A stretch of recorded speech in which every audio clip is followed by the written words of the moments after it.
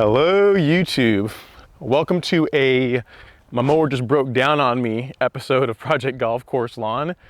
So I was out mowing the other day. I got through the back lawn, got through the side lawn, got through the vanity strip. Vanity strip was all cherried up, looking awesome.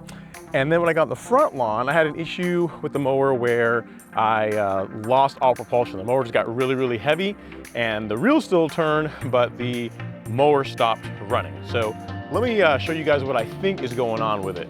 All right guys, so let me give you a view into what was happening. Whenever I would engage the drive, again, the mower wouldn't really move. So I'll just show you guys really quickly what's going on. So I'll start the mower up real quick. And when I engage the traction drive, right now the reel is disconnected, but if I engage the traction drive, you'll see nothing, right? So the reel still spins, but neither of the propulsion drums are running. So the way these mowers are set up is there's a differential system, and if either of the drive belts for the drum breaks or becomes disconnected, that's going to affect your ability for the mower to propel itself.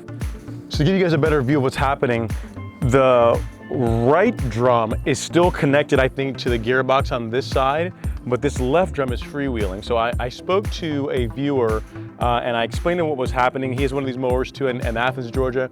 And what he told me is that it's more than likely that one of the cog belts has broken. I've already checked the belts underneath this cover, and those still seem to be working fine. I think it's the one on this left one. I'll show you why. So if you can listen, hopefully this comes through on the microphone, but if I roll this one, you can still see or hear that there's some engagement going on. With this left drum, it pretty much freewheels.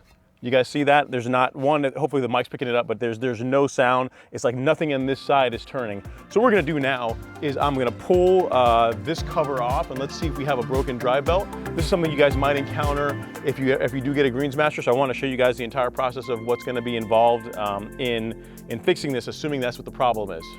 Okay guys, so removing this cover plate is gonna require removing a total of 4 bolts. You can see there's one there at the 12 o'clock position, one at 9 o'clock, one at like 7 o'clock, and then one at like the 4 o'clock position. So we'll get those off, and then let's see what's going on underneath that cover plate. All right guys, so I'm gonna pull these off now. I've got an 11mm socket. If you are using the standard system, I think it's a 7/16 will also work. So let's go ahead and get these off and see what we're dealing with here.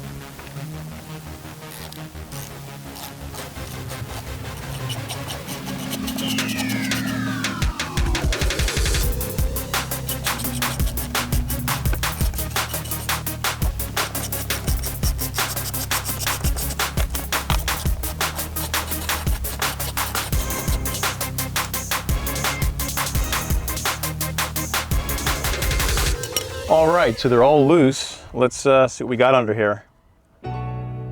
I think we found the problem. So there is no belt.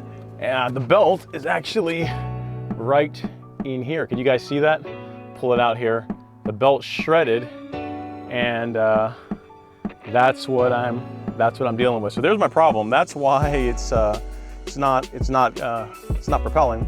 So I'll clean this out, and then I'll get another belt on order. I think that there's a couple places in the Atlanta area that carry Toro parts, which is good. Which is always a good thing. The question you guys always ask me is like, which mower is the best?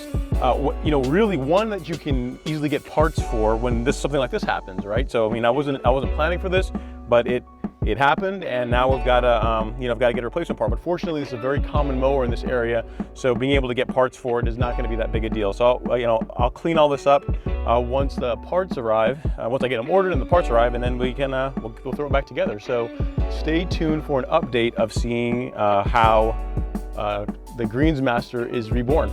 So should be fun. Should be a fun time. Thanks for watching.